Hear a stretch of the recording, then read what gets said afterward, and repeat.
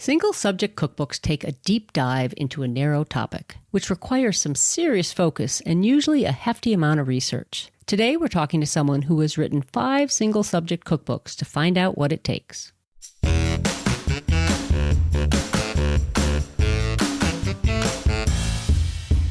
Welcome to Everything Cookbooks, the podcast for writers, readers, and cooks. This is Molly Stevens, and today I am here with my co-host, Kate Leahy.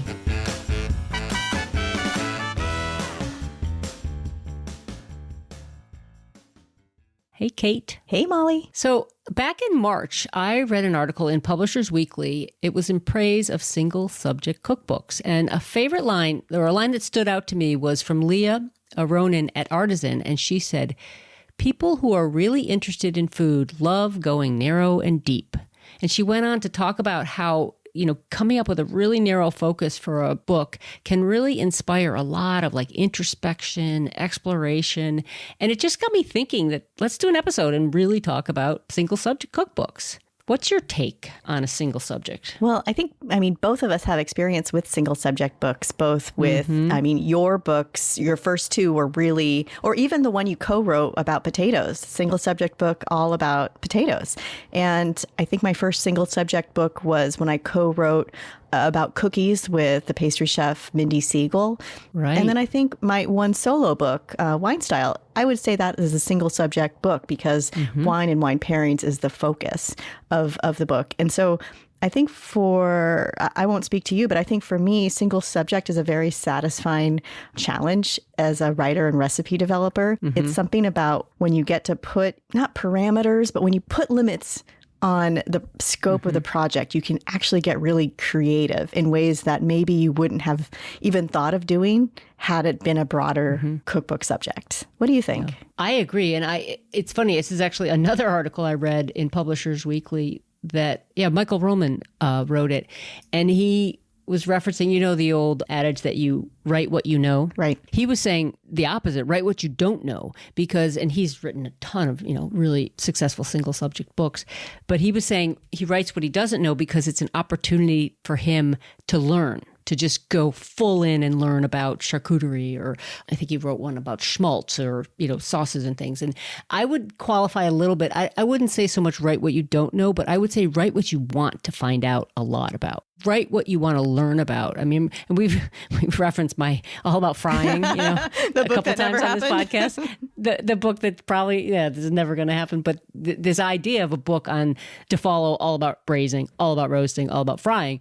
I totally could see the book. Great, might be really interesting, but I don't want to know that much about frying. It's not that I don't like frying. I just don't want to go deep, deep, deep into it. So the opportunity to take a single topic, whether it's an ingredient, a technique, a place, there's a lot of ways to define what that subject is, but to just go all in. And you mentioned potato. When I started that project, I was a little bit wary, shall we say, because I love potatoes, but I don't want to eat potatoes. Right. Every single meal, maybe. It felt like, I don't know, was it going to be boring or something? And the opposite happens when it's truly a good subject to go deep on. You learn so much about it. You really do. And that's a big book. How many recipes? Do you remember how many recipes are in the potato book? Oh my gosh, it's over 300. I mean, that's incredible right there. Yeah. It is true that if a single subject book is done right, it's a great resource for a reader to have on the shelf for a very long time. But it's also this great opportunity for writers to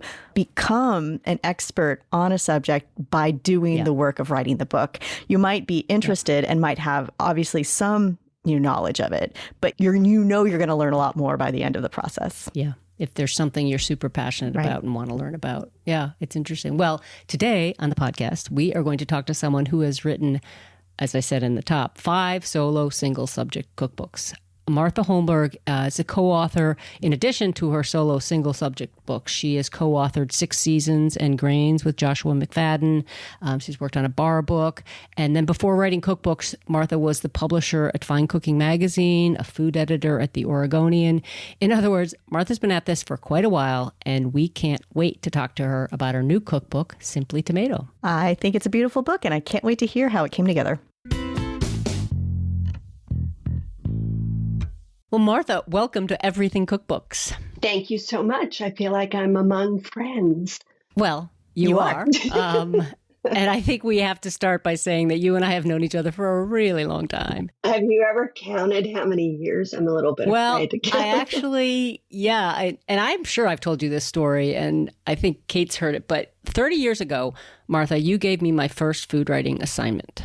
So, wow. And we had met, we can't remember, but we met before that, a few years before that somewhat. We met in France at cooking school. You were the mythical Molly Stevens that Anne Willen, the head of the school, used to say, "Oh, wait till Molly gets here. She'll whip everyone into shape." And we're like, I love this story. Who the heck is this Molly? Yeah, that's a story for another pod. We're going to write that book someday, Martha. We are. Oh, I know. Sure. The Laveren Tellahall Diaries. Oh my gosh. But, it's funny when you've known somebody as long as we've known each other. I don't think I've ever asked you this, but when you were at Fine Cooking, it was a startup. I mean, it was brand new. Right. And how did you end up the editor at Fine Cooking magazine? Well, I was in London working on a book project from Anne Willen, the owner of Laveren. And I knew I wanted to come back to the States. And just about that time, maybe she or someone said, "Oh, there's a new magazine starting. And the editor is Judy Hill, who was a Laveren grad long before us. And you should contact her." So I did. And I just happened to have the right kind of experience because Fine Cooking, as you'll recall, and RIP Fine Cooking, it was such a good magazine, but the original concept was to go to the best experts in the field, whether they be a butcher or a chef or a pastry chef, and those people would write the stories. And some of them could write, and some of them needed our help as editors. So it was translating expert, knowledge for a home cook. And that's kind of what I'd been doing at Laveren, right? Translating the chefs for the students. So anyway, I'm rambling, but through Judy, I got hired and I moved to Connecticut where the magazine was. And about a week before I was supposed to start work, Judy said, I hate this place and I'm quitting. You're on your own. And so I ended up being the first editor. By the time the first issue was published, I think I was the managing editor at the time. And it turned out to be the greatest job of my life. It was fantastic. I loved it. I met so many people. I learned so much. It was just couldn't have been more interesting and enjoyable.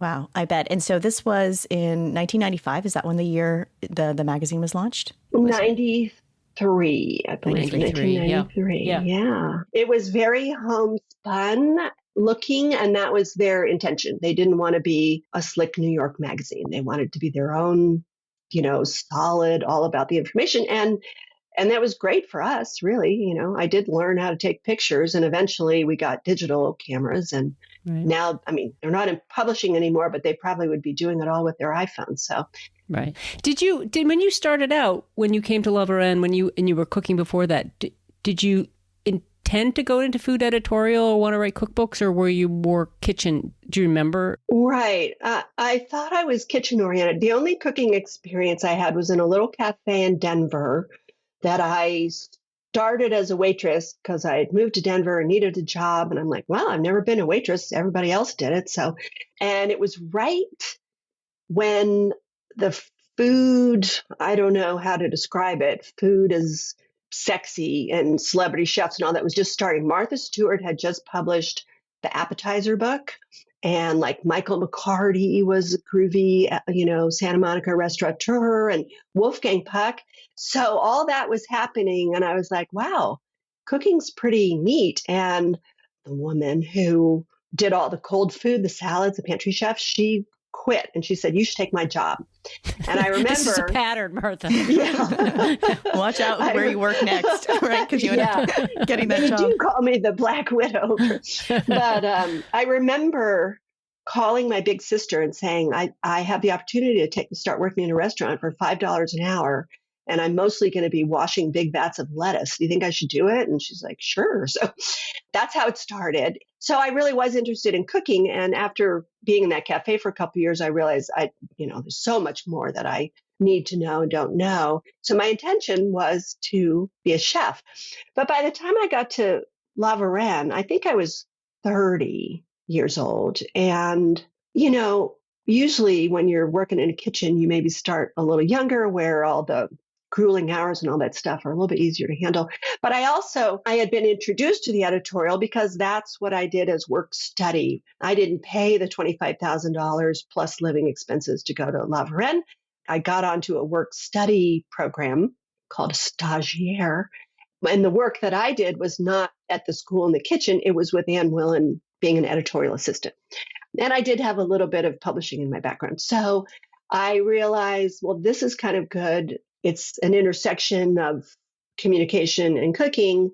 And it also means that I won't be working when everybody else is playing. I realized the life of a restaurant person, you really have to be devoted and committed to that. And because it's a lifestyle rather than a job. So I remember one of the things, my experience at La Varenne was the first time I was in really close contact with really super talented chefs. Like some of these people were just so far. And I just remember being like, I'm never going to be that good. It's Really? just that's a level. And not just the chefs that were at the school, but some of the students that came through and stuff. I remember seeing like, I have more diverse interests and other things I want to be doing. And very much that thing about, Right. I mean, Kate, it's funny, the three of us, Yeah. Kate all started out in kitchens. I know. And, I did go that route where I thought, I love this so much. I want to be a chef. And then I realized, and Martha, I'd be curious to know if this is what happened to you at times too. If you're in a restaurant and it's a busy Saturday night and say the dishwashing machine breaks or floods the kitchen or the ice machine breaks and it's 100 degrees outside, all those things are what it takes to run restaurants, like to be able to solve those problems when they happen. And I realized my personality, that just drives me into my level of stress that I don't think I internalize all that well. I think some people kind of thrive on it. And to run a restaurant successfully for years, I think you kind of have to like that energy. And for me, I think it just depleted me. I would just crave, can I just like sit alone in a room and write, for a bit, just to decompress? Write about the dishwasher. Yeah. Well, I do like an adrenaline driven situation. I do kind of thrive. I wouldn't want to clean the toilets in the restaurant, but I do like the fast pace where the situation is driving me rather than me having to create the pace, et cetera. So I think in a way, publishing is a natural, especially periodical publishing like the magazine or the newspaper, because just as with the restaurant, when it's opening, dinner starts at 5:00, everything has to be ready. It's like showtime. The same thing happens with publishing. You have to scramble and solve all your problems and make all those decisions to send the thing to the printer. So, Right. That's true. yeah. Yeah. And you're working with a team. And you're working with a team. Yes, exactly. And there's that dance of, the actual physical dance that you're doing in a restaurant where you're economy of motion and the communication and you're all creating the same thing. I think you find that, or I find that in publishing also, when you really get a finely honed and everybody knows how to do their best work and make good decisions. And it's all in service of this thing that you're presenting to the world to somebody else. So, we're everything cookbook. So we're going to get to your books. But I also feel like we could spend this whole time talking about your career in editorial and in publishing more, from the editorial side, which is so interesting because it's a really different thing. And we want to talk to you specifically about single subject books. You've got Puff, which is your first one in 2008. Yes. And then you wrote Crepes and then Modern Sauces, which was a huge book. And then Plums was a short stack. So that counts.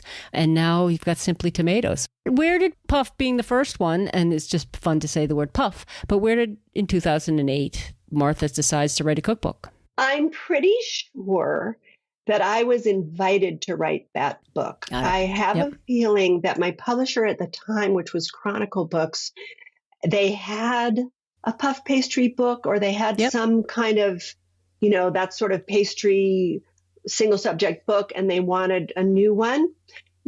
That's something interesting that you guys have probably talked about in other episodes, but how publishers organize their backlist. We need so many of this kind of book and so many of that kind of book and the price point and the topic. And there are the evergreen sellers like Crepes and Puff and, and hopefully Tomatoes, where they just chug along nicely in the backlist. So I believe they realized they wanted another single subject pastry book. And I, of course, loved puff pastry because that's what I learned at cooking school. And I can't really remember what the intersection was, but I jumped into that, and that was a really fun book to write. And that was a book where I used some collaborators. I didn't have a long timeline. And so I invited, that's what happened with crepes. I had like 9 weeks to do crepes. 9 weeks. So okay, we're going to get to that because that is pretty bananas. It was insane. And it was in the middle of modern sauces. And they were like, you know what? We actually need crepes. Can you do this in a short timeline and for not very much money? And I was like, oh, I want to write the great American novel. I don't want to do a freaking single subject crepes book, but I did it anyway. And then that book is still earning me royalties. Really? I was like, I was naive at the time, but I realize now, like, that's the kind of book you want to do because it's just going to chug along as a backlist book and is still going. And it must be 10 or 12 years old at this point. Yeah. Let's just go back to the idea of a single subject book and a publisher seeing their backlist, because I think the backlist is we've talked a little bit about it on the podcast, but I don't think we've talked about it enough. Like, just if publishers see that there's certain subjects that are performing well over the years, and maybe it's been 10 years since they've had an update on that particular subject, well, at that point, it's probably time for a new rendition. And maybe that's when they came to you. They say, we see this puff pastry in general, but our book is from 1985. The photos aren't quite contemporary. Can we get somebody who can just give us a refresh on the subject? Is that maybe kind of how it came to be? Yes, that is how it happened. And actually, I was conflating puff and crepes, but crepes was exactly that. They had a book by another author. It had done well. Sales were kind of dipping down, but they're still viable.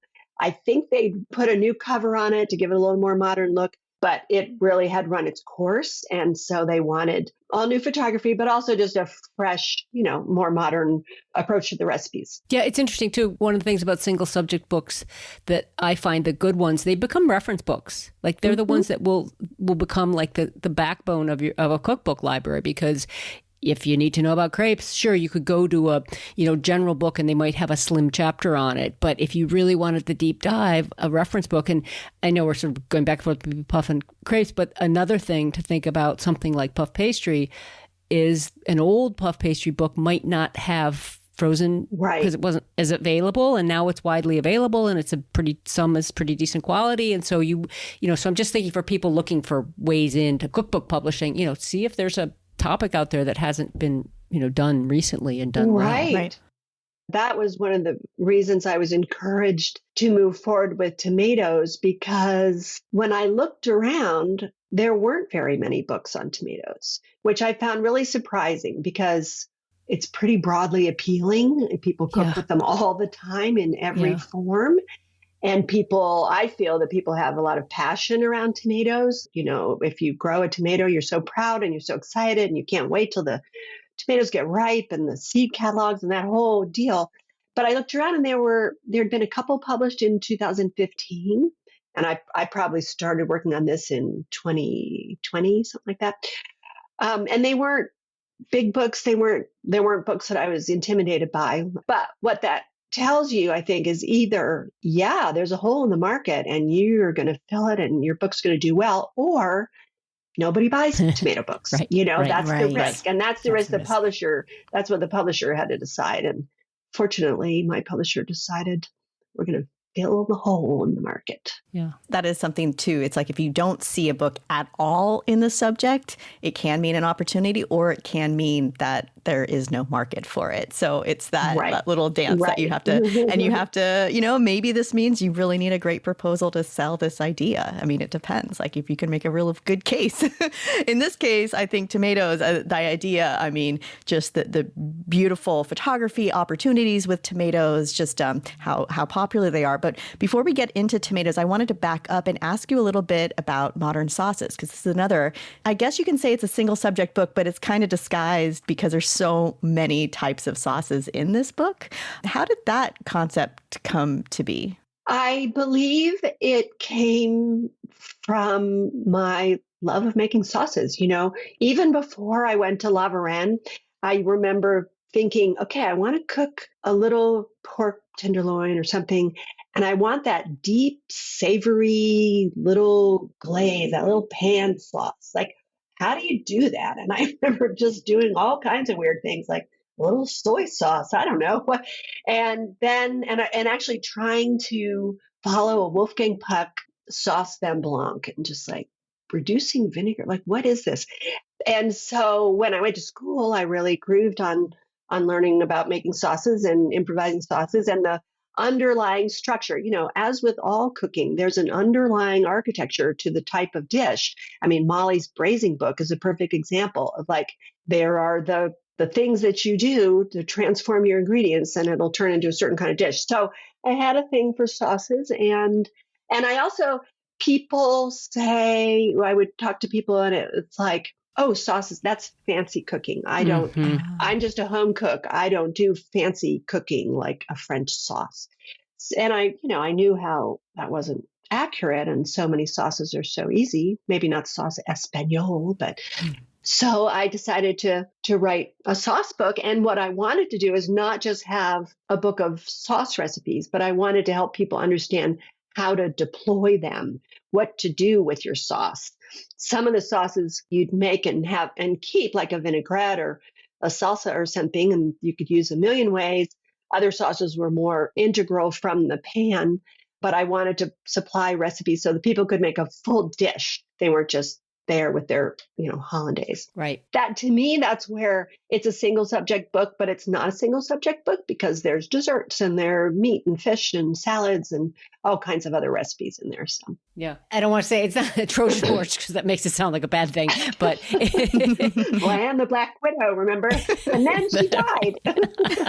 But it's a sneaky, and it's also more useful that way because you're not, say you really don't know a lot about cooking and you want to do that pork tenderloin, this will tell you how to do that and make the sauce to go with it. So you're not having to go to some other basic book, to do that. Yes. That is something I always try to get into all my books is just some little teaching moments about things that may be peripheral to the subject of the book, but that are, we all, I think, are natural teachers in the way that we write things. I really want to share my tips and the knowledge that I've gained over these many, many years. Right. And I think what's really important about that too is that you're looking at single subject books not as they're single subject, but they should feel complete. There needs to be a complete story. People can cook from this and they don't need to cook from like 3 other books just to complete the experience of cooking. It's not like you just have the sauce and I've got to go to another cookbook to figure out how to cook a fish or roast a chicken or something like that. Maybe I will, but at least you're giving everybody what they need in this single, like this deep dive single subject needs to still feel complete.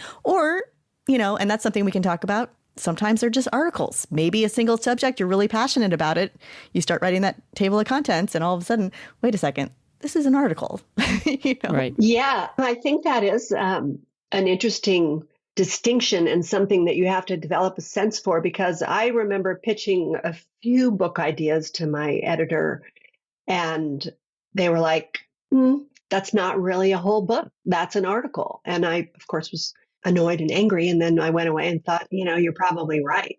There's not enough because when you are writing a single subject book, you don't want to just be repetitive. You don't want to just be like, and then you can make a marinara and then you can make a spaghetti sauce like this. And then you can make another spaghetti. Your single subject has to have enough range to come up with 100 recipes or 50 recipes or whatever, but that they're all distinct and different from each other. Otherwise, it's boring. Right. So when you're writing a proposal for Simply Tomato, did you have a recipe list? I mean, it's because coming up with that recipe list it's a unique challenge because every recipe has to have tomato, some form of tomato, or has to be tomato adjacent. Or so did you have recipes you knew you wanted to include and then you tried to find ways to organize them? Or did you come up with a table of contents and then write the recipe list? What was that process? I think I came up with the structure first, which is kind of how my mind works from being an editor. I actually feel like I'm more of an editor than a writer, even though what I'm doing now is more writing. But I think I was like, okay, let's break this down. What kind of dishes are tomatoes good in? Well, soups, of course. Well, salads, of course. Well, pasta. So I came up with the categories. And then I went from there, what are the must-haves? What are the dishes that I make all the time and love with tomatoes? And then you fill those in, and then you realize everything has, tomato and mozzarella. I can't have that many. So you start looking for where you can bring in some variety. And there were a few recipes that I initially had, and I had some people testing them. And I remember my friend Helen was testing and said, it was good, but it wasn't very tomatoey. Like at the end of the day, the amount of effort to make the dish, the tomato was sort of almost incidental. I can't remember exactly what it was, but I realized you're right. There are things that might have a little bit of tomato in them, but the experience isn't very tomatoey. So you have to make sure that you're delivering. Someone comes to your book for tomatoes, they don't want something that just has a little bit of tomato in the broth and nothing else is tomatoey. So that also was a way to evaluate and make sure, is this strongly tomatoey, even if tomatoes aren't the central ingredient. Like I keep talking about these cabbage rolls. I love the cabbage rolls in the book. They don't have a ton of tomato about them. The stuffing is roasted butternut squash and maybe some apple and onions and stuff. But they have sun-dried tomatoes in the filling. But they were a little bit on the edge, because it's not in like a real tomato sauce. It's just kind of a brothy tomato thing. But I kept them in anyway, because I'd like to have cabbage rolls in every book I ever write from now forward. I love how you brought the sun-dried tomatoes sort of back and absolutely given us permission again to, and you also talk about the history of them, which is really interesting too, to like how they, when they were first discovered, whatever, when they first were kind of a gourmet thing and then they were everywhere and then how the quality went down. And it was really, as I was telling you earlier, that I've made a few things from the book, and I was like, I had to go out and buy some sun-dried tomatoes, which I hadn't had in a while, and I'm really happy to have a nice jar around again. Right. Those of us who learned to cook with the silver palette, we always had sun-dried tomatoes. That was the gourmet item back then. Right. But yeah, it is a little bit disappointing that the quality, like they're ubiquitous. There's a million kinds everywhere. And a lot of them just are kind of sour and not that exciting. So, yeah. Let me ask you about when you set out to write this book and focus on tomatoes. What do you think has evolved in your style of writing cookbooks, whether they're single subject or what? I mean, I'm wondering because you've also worked with some really, well-known chefs on their projects. And we also, Molly and I have talked a lot about just how cookbooks in the last 5 years have just seemed to change so much. So we wanted to know just about your process, if anything changed about the way you wrote this book, say even decided what to name recipes, anything that kind of has evolved in your style. Well, that's an interesting question. I feel like any evolution in my style has just been about my own voice and writing rather than acknowledging or reflecting stuff that's going on outside. I try to write things in a very conversational voice and a very friendly and supportive way without going on and on and on. I mean, that's another thing I'm sure you guys have talked about is how do you decide how much is enough or too much in terms of language? I think the one thing that I've changed a little bit in response to having worked on the 6 Seasons and Grains book with Josh McFadden is making sure to tell people to taste, adjust your seasoning, taste it again, and adjust your seasoning. Because I think that's something that home cooks are really bad at. And a lot of restaurant chefs are bad at. Stuff is under seasoned, and that's just like the cardinal sin for me. And Josh McFadden that's something he's really good at. And he has a little process for tasting things, for seasoning. And I absorb that and really try to make a point of, and helping people decide, understand at what point in the dish can you and should you be adjusting seasoning, not just waiting till the end. So it's not a very exciting answer. Yeah. No, that's really interesting because I feel like seasoning is something that we haven't actually spoken enough about. And I think there's a lot of controversy over, do you say, you just have salt but you don't give the amount of salt. And some people feel very passionate one way or another. And then there's the type you say kosher salt, but then is it Diamond Crystal? Is it Morton's? And those are big differences. So yeah, and you really specify, Martha, in this book what you use, and you also say how you are, you like salty flavors, and you talk about the flavors you like, and that you don't love heat, but you like acid. And I think that's really helpful going in because you have a sense of the palate that has written these recipes. But that idea of telling people when they can make an adjustment. I remember in the 6 Seasons book, I think this is I'm remembering this right.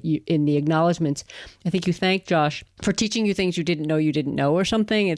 I'm paraphrasing it, but it's just as I listened to you talk about your career and how much like when the early days of fine cooking where it was getting experts in and learning from them, and obviously if you're editing these experts, you're learning what they're writing about before you can do a good job editing, and then all your work at the paper, the Oregonian, and then working with Josh, and then working with Jeffrey Morgenthaler on the bar book, like all these influences, like the learning, developing your own skills, and then coming back a decade later, back to your own book. I'm just wondering, like, how do you turn off the editorial? That's one of my challenges as a writer, like turning off my editorial, because if I'm editing myself when I'm writing, forget it. I can't write. But so, how do you switch gears so you're not editing yourself before you even have the words on the page, I guess? Like, I'm really fascinated. How do you turn your editorial hat off and turn your writer hat on? Right. Well, you have to trick yourself. You just have to say, I'm going to write a shitty draft, right. Even if you're like, I'm not in the mood, I'm not inspired. And it's like, well, just write the outline or just write a list of something that needs to be in the book, or just write a shitty draft and don't worry about it. And then, because we all write well when we click into the zone, right? When you're in the zone, the ideas and your fingers and the keyboard, and that's just happening. But if you're, as you said, if you're evaluating and editing and thinking, that it's awful. I mean, nobody can write, and I can't either. So, and I think I've gotten pretty good. How many years? I think I've been doing this for 40 years.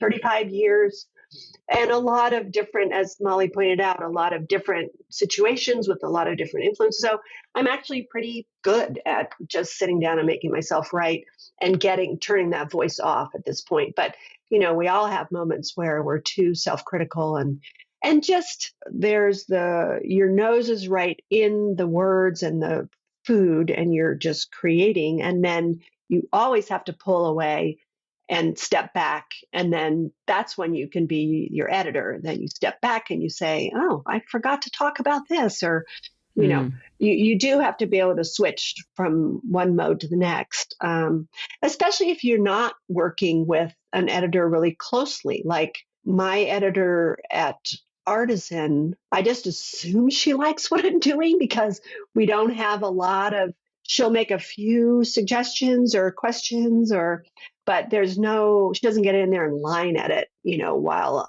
I'm developing the project. So that's a really good point, just about, you have to be in the zone and you write, and you don't, since you've done it enough, that it's okay if you don't think you love everything, because there's always, how you're going to fix it later, because you've been there, you've done that. It's almost like this, faith in yourself that don't worry about it, just get the words down so you can fix them later if you need to. And then sometimes you probably come back to it and go, oh, this wasn't so bad. This is actually really good. So and I wonder, just on that note too, is it sometimes really fun to write your own words and your own stories and the recipes how you would want to? Because when you're working with other folks, there's always like this back and forth, and there's negotiations, and there's like finessing, and there's all these questions on why they're doing it. And then when you get to do your own book, you're the one making all the decisions. Is that fun? No, that's the horrible part. When you're writing for someone else or as someone else, you have that character to hide behind, or, the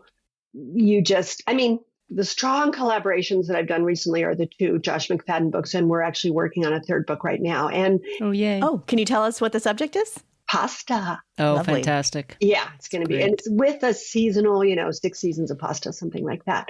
He and I have a mind meld in that I write everything and he's okay with it. That we don't have negotiations. He's the food and I'm the words. So that part's easy. But in terms of the food being presented to the world, it's his food for the most part. I do some recipes, but it's his food and it's really good and people love it. And so I cannot worry about it. When it's my own book, I mean, Molly heard me like whimpering several times, like, I don't know if my recipes are any good. They're all so boring. I hate it. Nobody's going to like this. Why would anybody want to read this? Because now it's just me. I have nothing to hide behind. And I think for me, I have more insecurity about the food. Is this the right selection of tomato recipes? What if, why didn't I do something more modern? I'm just doing dumb old French stuff. And, you have all those questions. The writing is less, I have less insecurity about the writing, because I've just done so much in my daily jobs. This is the newspaper you're writing and the fine cooking you're writing. And so, people like my voice. So that part is easier, but the standing out there saying like, this is the best I have to offer in terms of being a cook, I was actually surprised by how much insecurity I had with tomatoes because it's the first book of my own that I've written since Tosses. So I haven't been in that position for a while. And now I feel great about it. Now I'm like, oh, shut up. People are the food is good. People are going to like it. They don't already have 50, well, maybe they do have 50 gazpacho recipes, but mine's really good. They're going to like it. So I feel okay about it at this point. But during the creation stage, there's a lot of anxiety. Yeah, it's interesting. I'm curious about the language in this book, and Kate and I were just having a conversation we talk about voice a lot on the podcast, obviously. And there was something, Kate, you just sent that someone said, all this talk about voice, just talk. And it's like, okay. But Martha, your writing does feel like just talking. And so you get away from recipe speak a lot. And yet, obviously how to craft a recipe, but things like telling us to squeegee off the tomato, when you pull it out of a can of tomatoes, or to shimmy the pan when roasting. It's all this very conversational. And I'm just wondering if you got pushback at all during editing, or if it's just like, that's how Martha talks. Right. Well, that's something that's really important to me. I think it's very easy to fall into recipe speak because it's very efficient. Sure, there's a absolutely. syntax and a language, and you can get a lot of information in a compact amount of text if you're writing that way. And yet it's not necessarily the most helpful to people because, you're presenting details in a way that other people have already done. And anyway, I do try to avoid that. I've never gotten pushback from my editor, but I'll tell you who doesn't like that kind of language and often is the copy editor. Yeah. Because, with a book, you have your main editor and then you have someone who's going through your manuscript. And we love copy editors because they find all the little mistakes you've made and they find ways to be consistent, but they always want to be consistent with everything throughout the book. You said it this way here, so you need to say it that way here. And I'm like, no, I don't want to say it that way there. No. Right. Or just, don't you mean return to a boil and replace the lid? I'm like, so that's where, and that's the copy editor is doing the copy editor job of looking for consistency and clarity. But that's where I kind of often have little battles to keep my personality and my own way of saying things. Mm-hmm. And you do that with recipe titles too in this book. Some are standard, some like tomato tart with ricotta and herbs. Very descriptive. We know exactly what we're making. Cherry tomato and summer corn salad. Can picture it. But then there's fresh salsa that clings to the chip, or my time consuming but worth it ratatouille, or with Kate, the shaggy breadcrumbs was one. And so, but you're not across the board coming up with these sort of... Right. Well, I think that after all this time and like magazine titles, article titles, subtitle, all that stuff, I don't sweat it that much. I kind of let it flow emotionally. And like the ratatouille, well, it was important that people know that it takes a while, but it's really, really good. And I didn't want to bury that in the head note. I just thought, well, let's just call it that, because otherwise, what am I going to call it? Ratatouille or pepper, zucchini, tomato, blah, blah, blah. So in some cases, there is something playful or important that I want to get in the headline. But if I did that, if I was like, okay, my style for this book is to always have a double entendre in every headline or every title, that would get tedious. So I think I just kind of let it flow. And I went back and did a review of all the recipe titles. And, you sort of step back and say, am I saying the same word over and over again? And I did a little bit of a review, but I didn't change much. It's also interesting to see how your recipe title looks on the page once you get the design back. Does it parse? Like, can people grasp what I'm saying? Or is it just way too long and now your page is clunky because you wanted to make some little joke? That's such a good point. That's where your magazine brain really comes in handy, because you're used to, say, looking at layout and thinking, oh, well, if this title, we need to make it shorter so it's just punchier, or there's room for other information. That's really smart. Yeah. Talking about layout and language, the table of contents, Kate and I were talking about this. There's something about that page itself. It really works. And there were so many other choices about how to do it. But the one thing that struck, a lot of things struck us about it, but the chapters are snacks and drinks, salads, soups, pastas, main dishes, side dishes, tarts and pastries.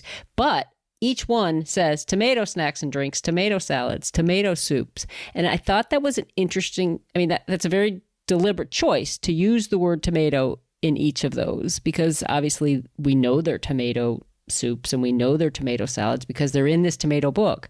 And I know this is really probably nitpicky, but I'm just curious about that conversation or how that happened. Well, there was a conversation about that. When I got the layout back, I must have turned in the manuscript with tomatoes, salads, tomato soups, etc. But those phrases are very far away from each other in a manuscript. They're pages and pages away. Mm-hmm. When I got the design back and realized, they're all on the same page, I think I said to my editor, Judy Prey, God, are we being just too repetitive? Of course they all know it's tomatoes.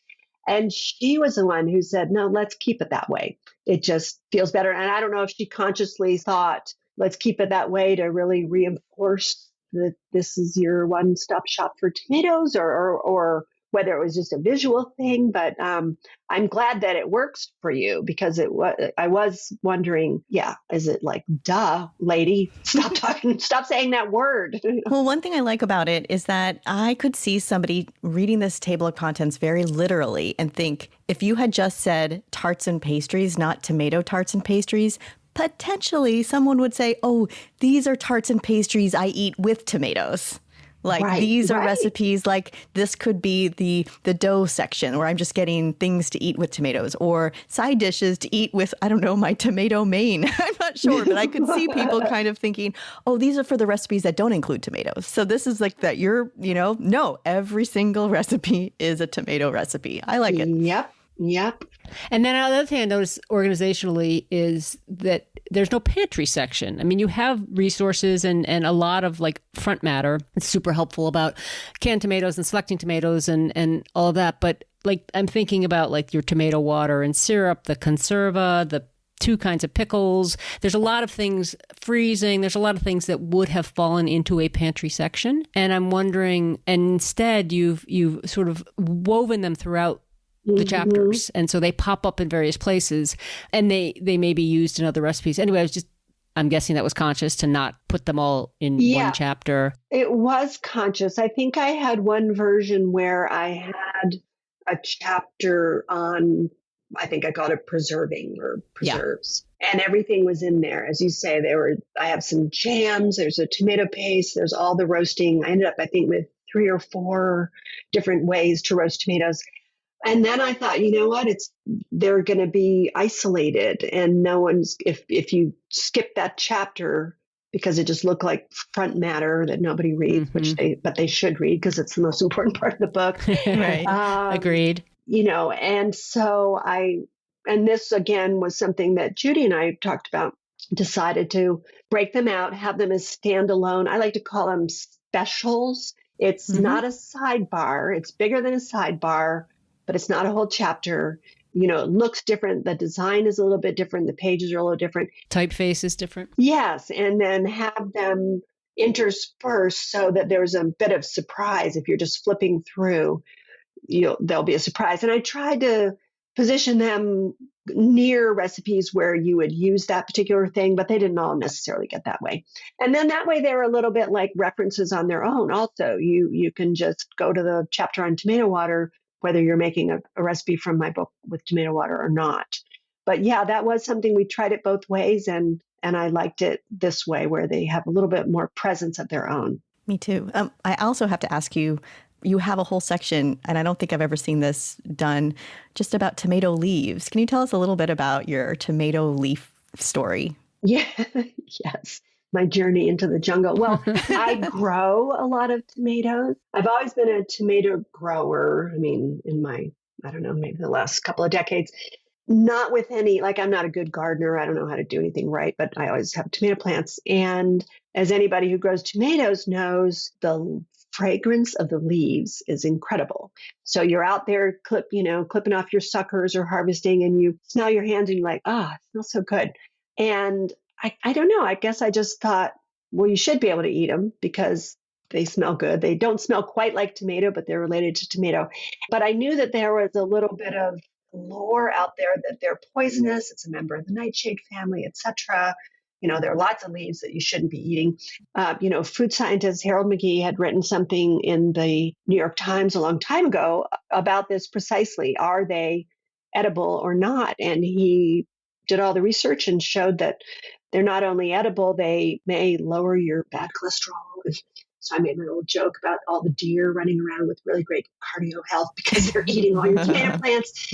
But I just started playing around with them. And I have to say the recipes that use tomato leaves in the book are a little bit novelty recipes. Like I wouldn't recommend bringing a tomato leaf salad to the potluck supper, right? You have to have really fresh from your own plants. You have to choose the little tender ones. There are different kinds of leaves, which I didn't know. I'd noticed, but never gave it much thought. They are reminiscent of tomato and that tomato fragrance. I think they're best when they're blended with something.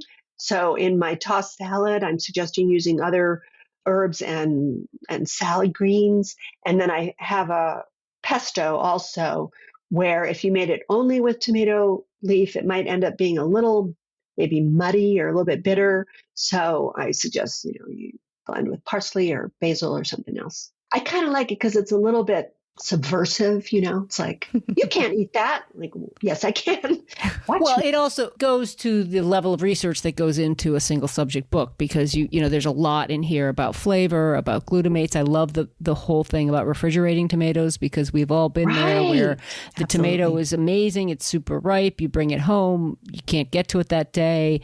You're like, I'm not supposed to refrigerate. And you give us permission, and back it up by the hard science that we can refrigerate our tomatoes. So it's something that I think is a really important part about a single subject book where you have this, it's not just license, but it's your obligation to like go deep and come up with stuff that we don't, especially something that's, relatively common, like a tomato. Like you've given the reader so much more information than even people who've loved tomatoes, cooked tomatoes their whole adult lives. Well, and that is a danger when, as you say, you're working with a common ingredient. There's a lot out there and in magazines and just common knowledge. And I also had to decide, well, how much research am I going to do and how far am I going to go? And I make life easy for myself by saying I'm not really going to go into historical or cultural or botanical a little bit, but there could be obviously volumes and volumes and volumes written about tomatoes' history and how it fits into other cuisines and cultures and all that.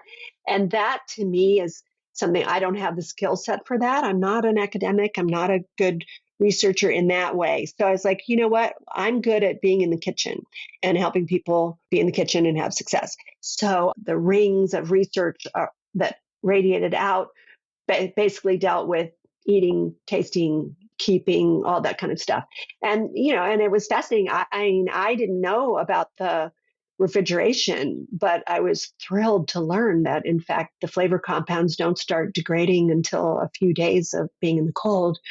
So we're safe, but that's probably why grocery store tomatoes are so awful because they've been sitting in some distributor's warehouse, at 40 degrees for weeks. So let's talk about that supermarket tomatoes because you're writing a book for a wide audience. You're trying to keep it accessible to everybody and not to have it be this pretentious. It's only going to be sold at farmers markets for people buying the best field ripened heirloom, so how do you find that balance of being someone who clearly loves the best tomato, but also tomatoes are a common ingredient? So how do you write a book that covers both that? Well, I think through all the work on magazines and newspapers where you're talking to a wide audience, I've learned a lot of what they have access to and how they cook.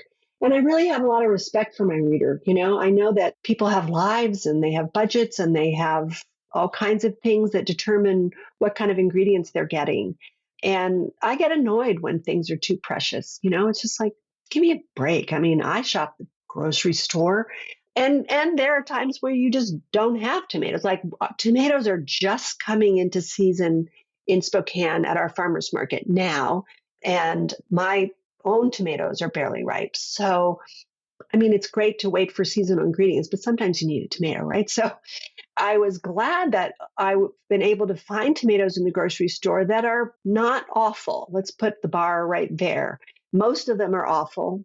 Buying a plum tomato from the Safeway is like just eating a piece of wax, but that there are some that are being bred by the big breeding companies and marketed, and they at least have tomato characteristics in the flavor. They have bright acid. They're not mushy. They're good enough. And so I wanted to be able to steer people to that. If you are going to shop at the grocery store, you've got some options, and some are better than others. And, you can feel pretty okay going with the options I recommend, which I believe are widely distributed. That's another thing too. Ingredients are so regional. It's kind of hard to know what people are going to be able to get, even if they look for it. One question I have for you and how your publisher is going to, say, continue to position this book year in, year out.